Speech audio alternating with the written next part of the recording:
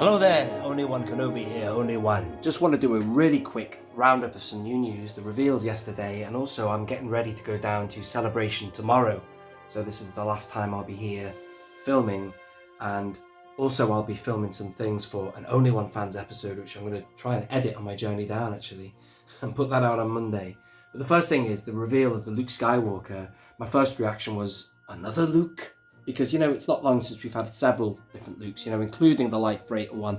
But having said that, I don't know about you, but my order for a Light Freighter Luke, which I put recently, because I was mortified, I only have one Luke, and I keep carding and I open, so I needed another one.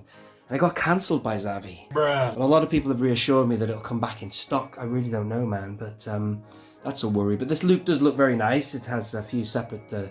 different features from the previous. I think it's, from what I can see, he has lighter hair and he has obviously this soft goods skirt, which I've never had a problem with figures that have that. I like that.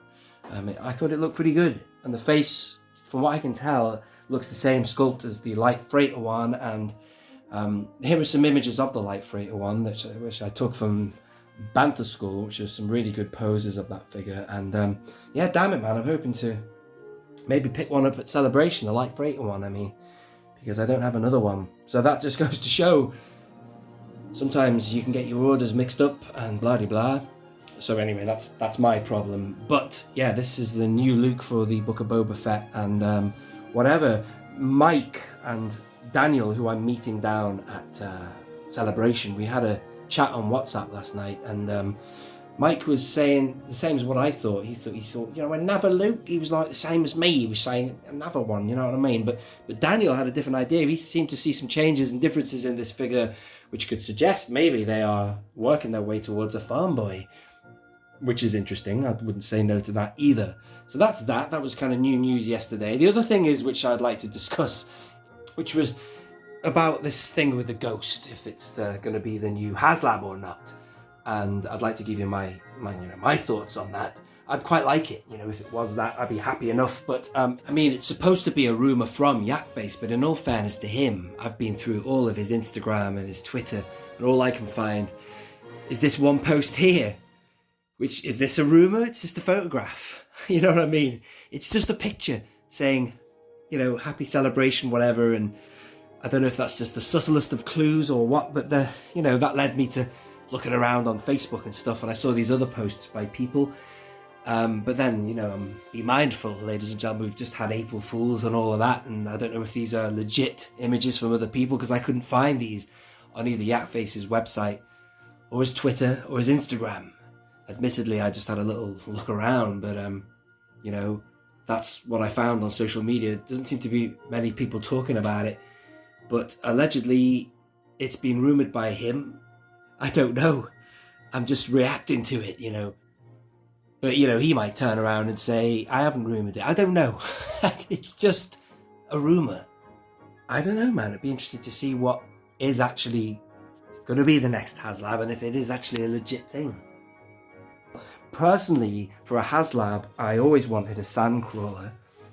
And I saw some interesting stats when I was trying to look up this rumour.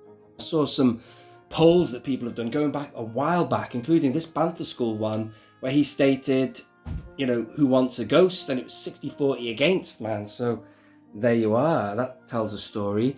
But then other people in other polls on Facebook were saying, things like the Shuttle Tidarium and the Sandcrawler were low on people's agendas, and there's obviously different age demographics. But yeah, I always wanted a Sandcrawler. I'd love it if they could scale it up just like the barge, make it as big as they can, man, without it being ridiculously big.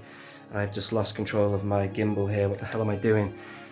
There we are. So the other thing that I always wanted, and I did a video on this a while ago, would be a shuttle, a Lambda Class Shuttle. I did a video a while back now, and it got quite a lot of views, and obviously it either caught people's attention or it was a topic point, but whatever.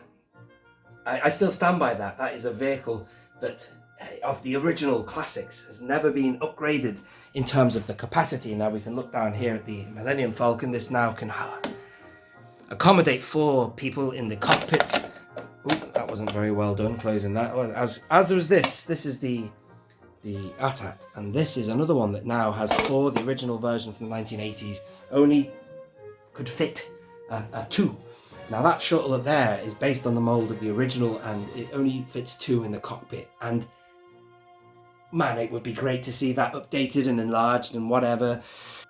It's already a big vehicle, as I discussed in that video. However, yeah, give it some love, man.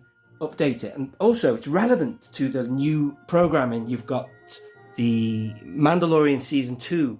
It features in the very last episode, the one that features Luke as well in the light freighter, with that guy giving that evil speech about seeing Alderaan blowing up. He was a horrible guy. Then you also see it in Andor. You definitely see it also in Kenobi, and you've seen it again in Mando Season 3. So it's still a relevant piece in terms of the new programming. So hell, I would love a Lambda Class Shuttle, like the Shuttle Tidarium I should have said there. And that is it. And now, very quickly, before I talk about Mando Season 2, I want to open this. This came just a moment ago, and it's got a Prime sticker on it, so I think I've got an idea of what it will be. Bear with me. I reckon it's going to be the Retro Collection Bounty Hunter set. Yes, it's got to be. It's been slightly open there as well, but here we go.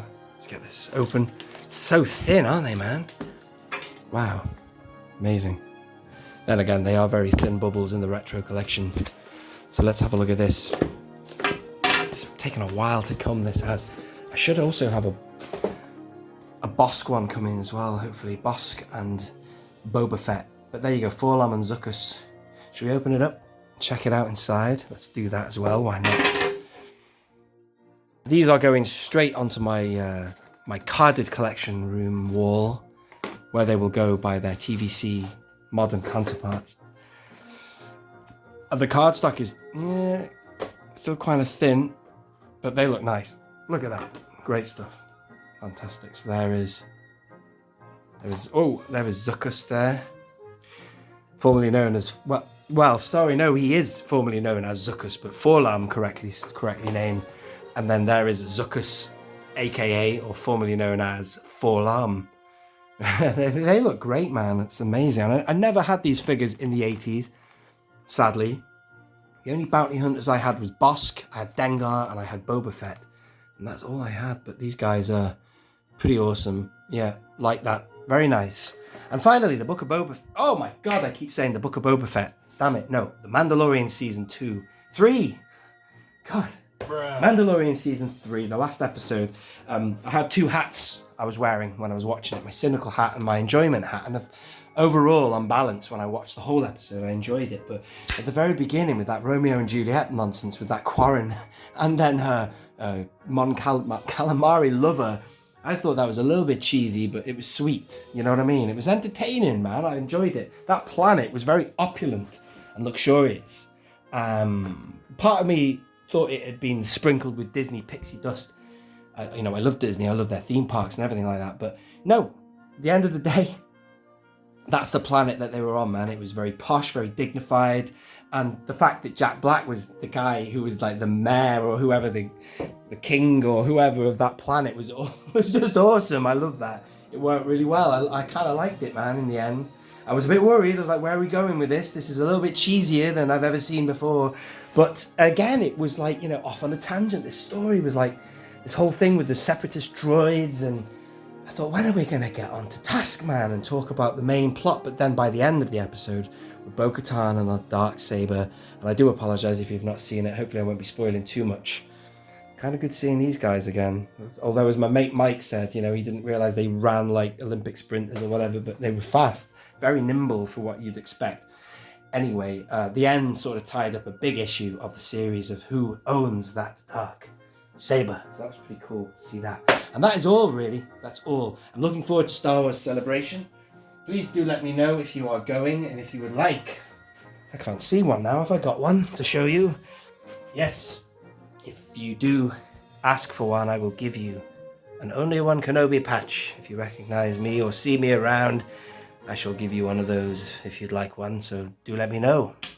Look forward to the event. going down tomorrow. Thank you for watching, ladies and gentlemen. Let me know your thoughts on all the matters I've discussed. This has been Only One Kenobi. Only one.